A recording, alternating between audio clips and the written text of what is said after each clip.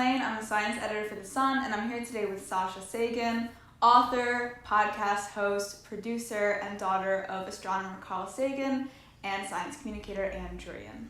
Hi, Sasha. Hi, Laine. It's so nice to be here. Oh, we're so glad to have you. We really appreciate you coming out.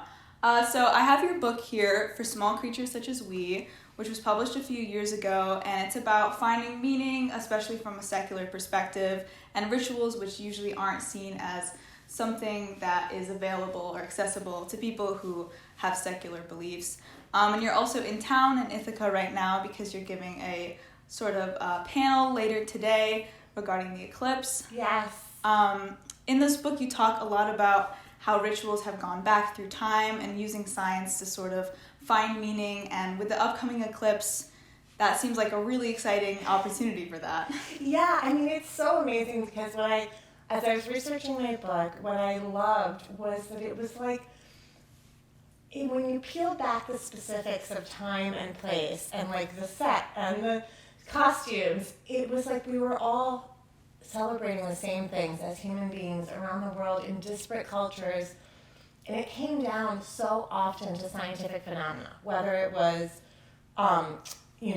astronomical phenomena like the equinoxes and the solstices, or it was biological events like birth and coming of age. It was like we dressed them up so differently, but we all found the same touchstones all over the world throughout history.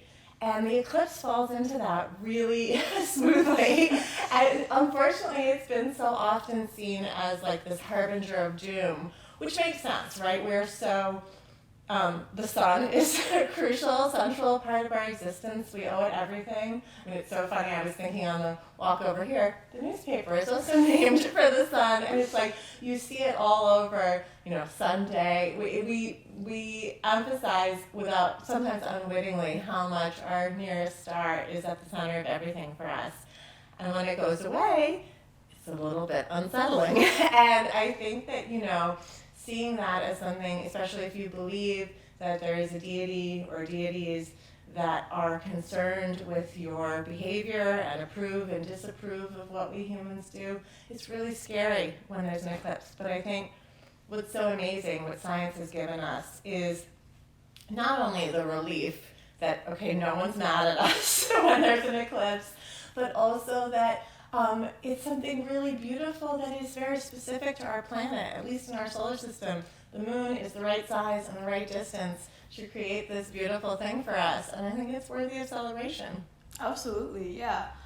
So in your book, you discuss, in particular, how a lot of times science has almost lost this magic when we talk about it to people. And I was wondering, what sort of ways do you see as maybe school systems or other methods of connecting with people as sort of bringing that magic back into science? Such a good question, Laine. I think that so much of it is about enthusiasm. And one of the things that I admire so much about both my parents, and one of the things I think that my father did and my mother continues to do so masterfully, is this idea that, like, when we can, once we learn something, it becomes we become kind of blasé about it.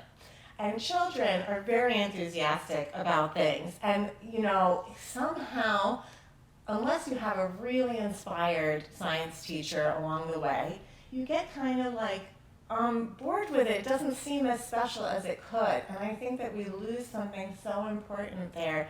The example I always give that I don't think I will ever get over my whole life is there is a secret code in your blood that connects you to your ancestors, to everyone who ever lived, to all life on Earth. It can solve mysteries lost to time, connect people who never knew that they were related, solve historical mysteries.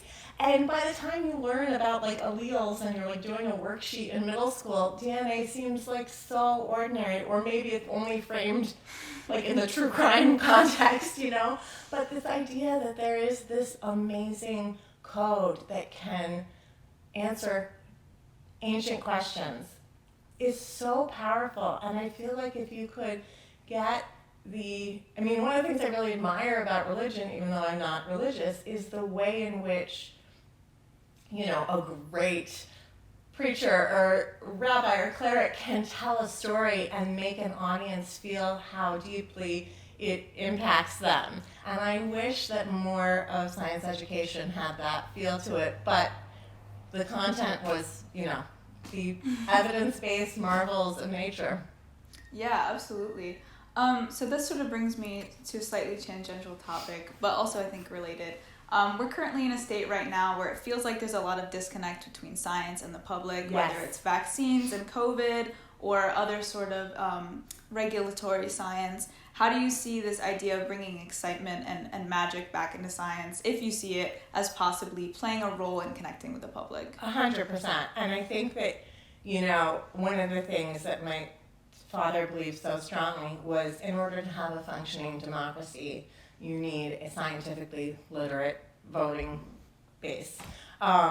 We need people to understand not just, yes, the specific sciences that impact their lives, of course, but also just the idea that the scientific method, it's not that science is one list of facts and then there's other lists of facts and you choose the one you like. It's that there is an error correcting mechanism, and when something doesn't stand up to scrutiny because we have more information, we let it go, and it's a good thing. It's a good thing to have to change our minds because it means we learn something. And I think that idea, it's so hard for us human beings to say, I was wrong. I had my most deeply held belief. The hill I was willing to die on was not based on something real.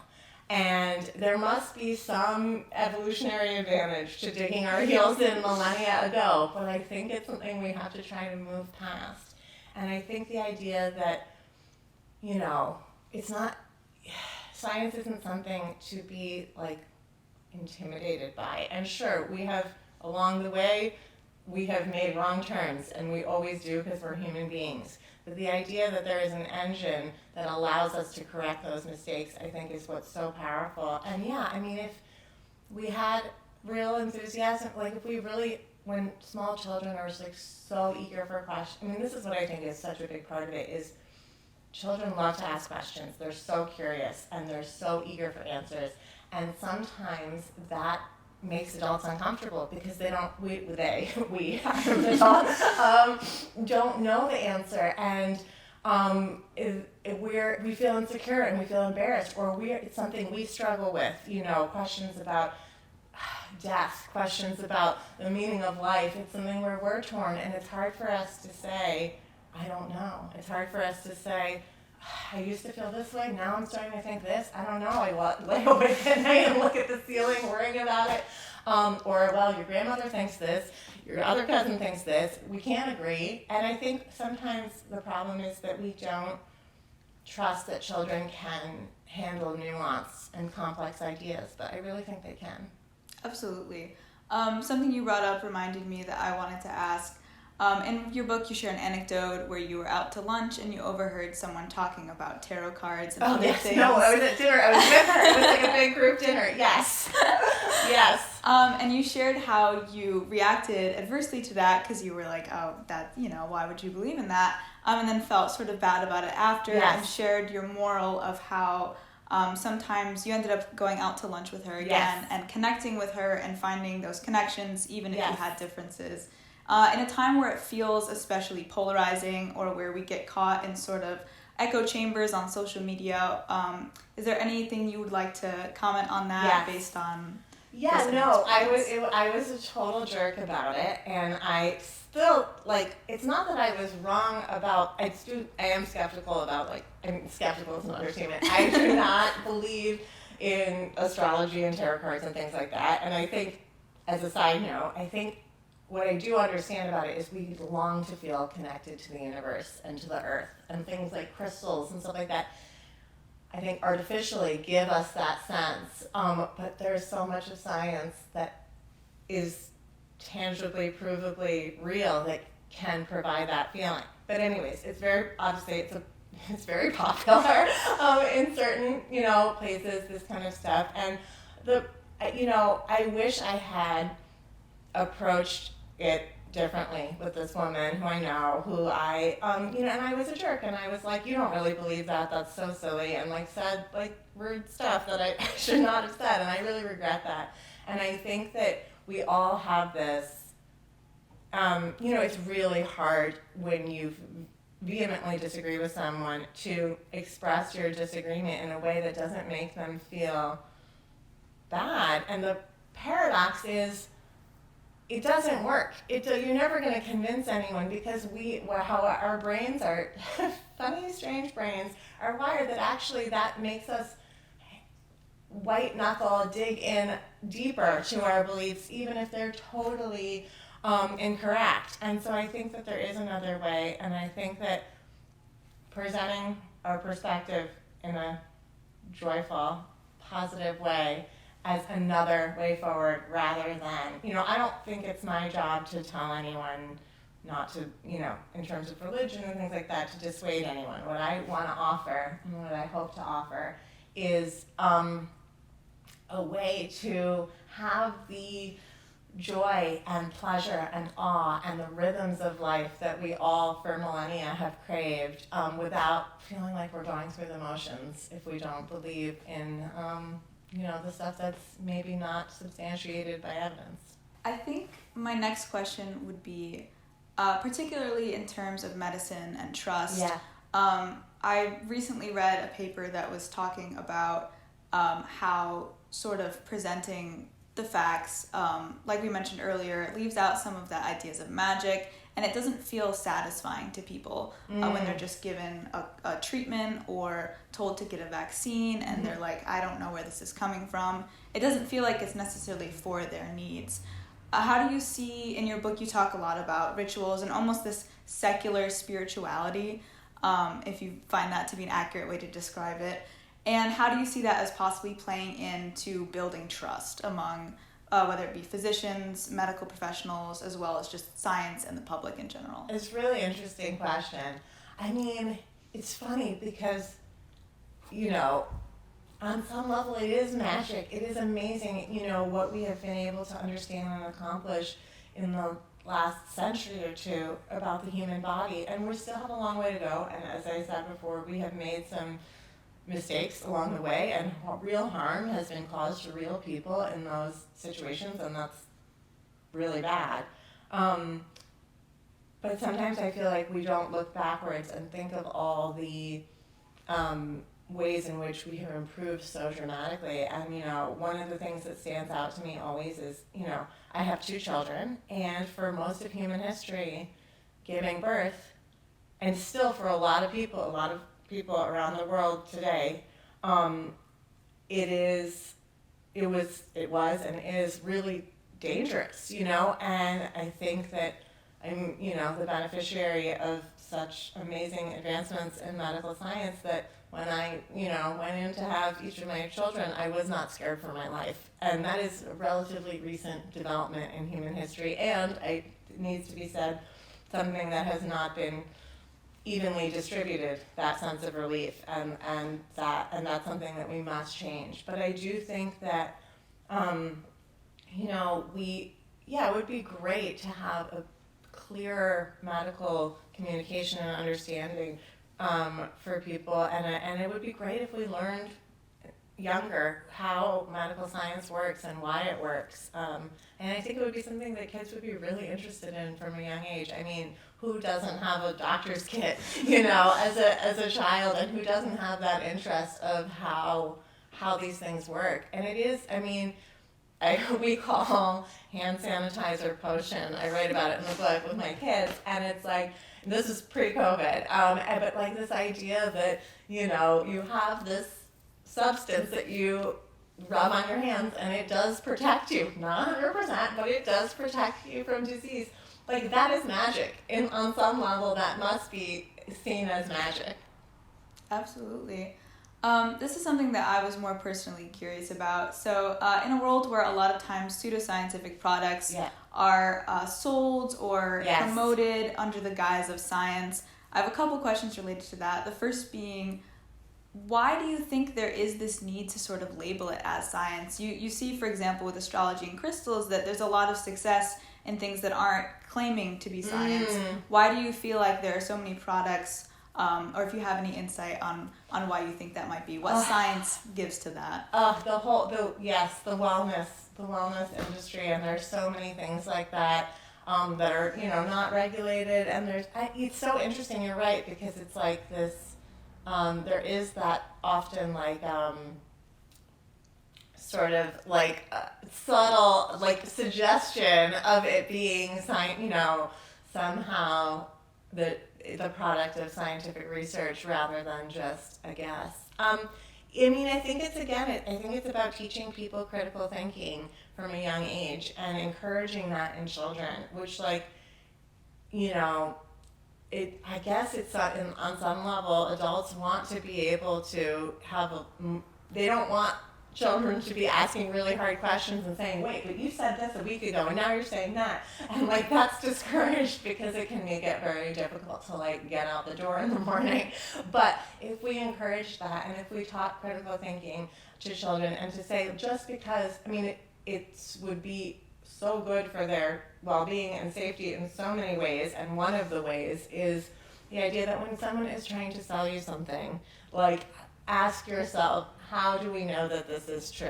And, to be able to, but, this is a thing that's a very old thing. It's right? When we are ill, we want to be well. And when we feel we don't have options, especially in a country where medical care is not fairly and evenly distributed to people, it's very difficult for a lot of people to get access to the best care geographically, economically, in all these different ways, then how can we not long for another solution that's just a few clicks away, And I think that if we had one of the things that I think would help solve this, aside from really encouraging scientific literacy and critical thinking, would be if we had, better healthcare for everyone that was real, medical science rather than the things that we would love to be true of a magic cure, but alas, we don't have those for everything yet.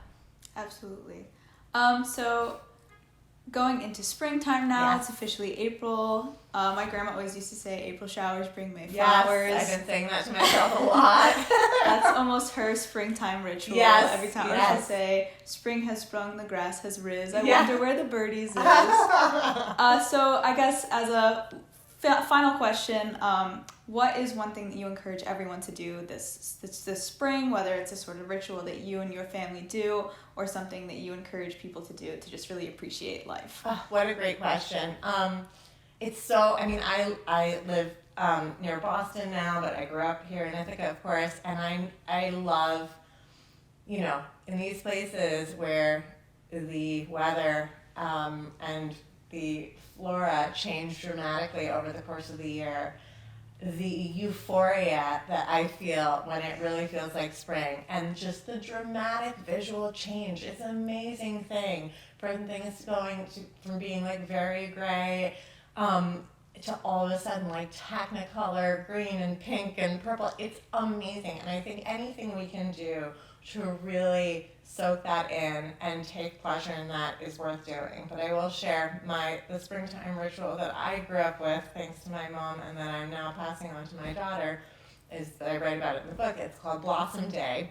And when I was a kid, there was a dogwood tree. It's actually still there. There is a dogwood tree outside the dining room window of my mother's house. When it started to have blossoms on it, we would have a tea party celebration. And it was now I live somewhere else, but we also have beautiful trees out the window, and my daughter and I chose one when we moved into our house about 1.5 years ago, and when that blooms, it's Blossom Day, and we have a little celebration. And I think what it does is it peels back the specifics and we have so many celebrations around the world around this time, and Easter and Passover and Holy, they have different stories laid over this experience, but the idea that rebirth is happening and, we survived the winter, which, now is kind of we made it, that was such a drag. But for most of human history, it was a real concern, would we literally survive? And I think that pleasure is just something so ancient and so magnificent.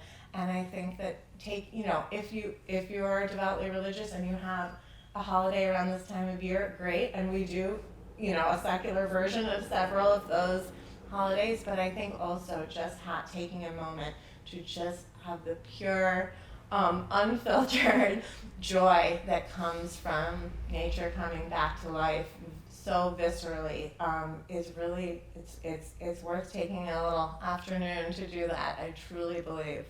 Definitely. So as we wrap up here, is there anything that you want readers and viewers of The Sun to know? Anything you want to highlight? Or also, do you guys have any questions? I would just say that, I grew up here, and it's been about 24 years since I lived in Ithaca, and every time I come home, I am so overjoyed with what a special place this is. And so anyone living here, as a student or living here long term, just know that Ithaca is really, it's a really, really special, magical place, and enjoy these moments, especially in springtime here. So, your father, Carl Sagan, is one of the most popular and beloved science communicators of all time, and your mother as well is very well known for being an amazing writer and producer.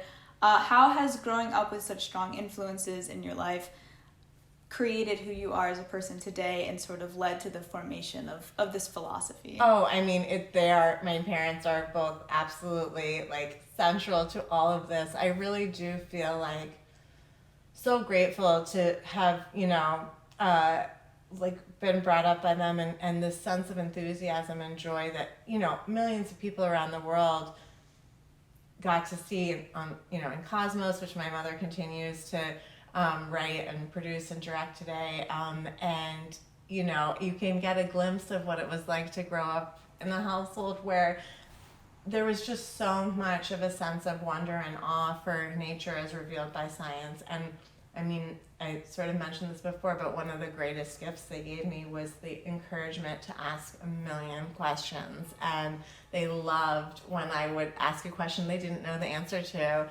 And I write about this in the book too, we would go over, this is really gonna date myself, but we'd go over to the Encyclopedia Britannica on the shelf and, to try to find an answer and look for clues to a deeper understanding as a kind of sacred family ritual was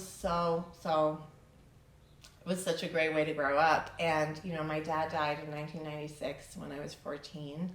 And I think, when you lose someone you love, especially when you're young and they're young, it's just that it just became the defining experience of my life, and trying to find a way to navigate grief without religion is sort of what led me many years later to write this book and to be interested, in how we mark time and how we process change as human beings through the lens of their philosophy. And, I feel like when I meet a lot of people who were brought up very devoutly religious and left a religion, and or I hear from them online or whatever, and I really have so much admiration for that, because that is so hard to do, and I can't I feel like I'm just carrying on the legacy, I hope, of my parents rather than going in some other direction. And then when I meet someone who's come to this worldview on their own, I just think that takes so much courage, and I'm always very, very impressed when I hear those stories. Well, thank you again, Sasha, for coming and chatting with us today, and thank you to our viewers. It's a pleasure. Thank you, Laine. Thanks, everyone.